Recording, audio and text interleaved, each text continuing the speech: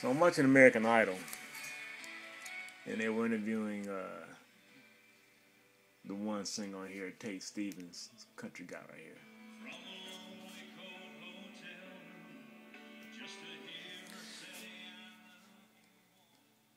And this is a dedication night, so he's dedicating this to his father.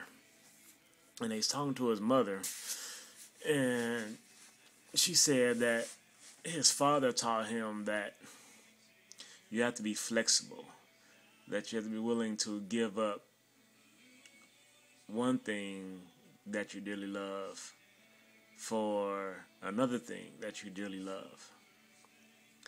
And immediately I thought about, the serving of two masters.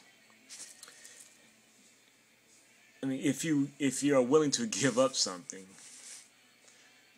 you say you dearly love just at least two things. You dearly love, but you give it up or you eliminate it for something else that you dearly love. So the question is, what does dearly love mean? What does dearly mean and what does love mean? And how can you apply that to both if you're willing to give it up? If ultimately you make a choice, for the sake of flexibility, for whatever reason it is, to say, well, I'm going to do this, although I still love you dearly, but I'm going to do this. I'm going to take this one instead because I love her dearly. It's a contradiction.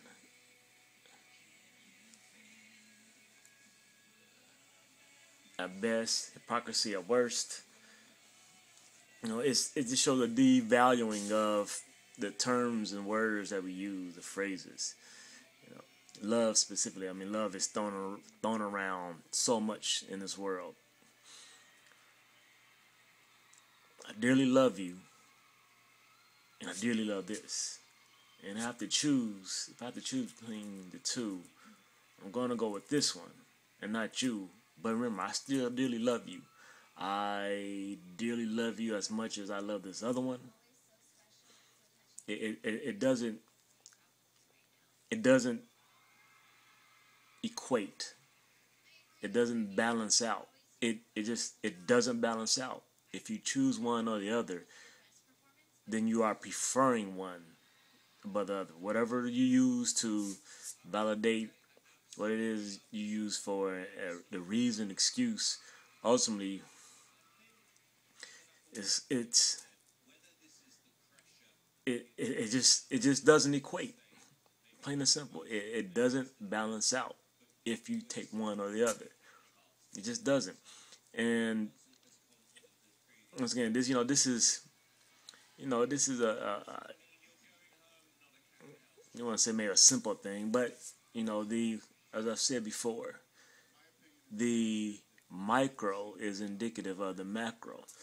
So this simple thing of this guy and his family, it's indicative of the mind state of the world for the most part, of applying terms, applying phrases, using words, and then doing things that, in essence, devalue what that word is about. For any word that we use for God, we have used to describe other things. We have used to describe,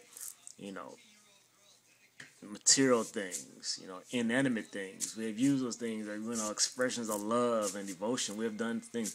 We have expressed terms of endearment, terms of love and devotion and praise to just ideas of beliefs, of concepts, of abstract things that we apply to real things or real people. And so we throw these words out and we throw them around and we and we feel so good about it, and we say that we're good, and we point to somebody else and say that they're good, and then it's a question of what's good. And we know what verifies, validates, and vouches for this word, for any word, for all these things. We know what speaks to all these.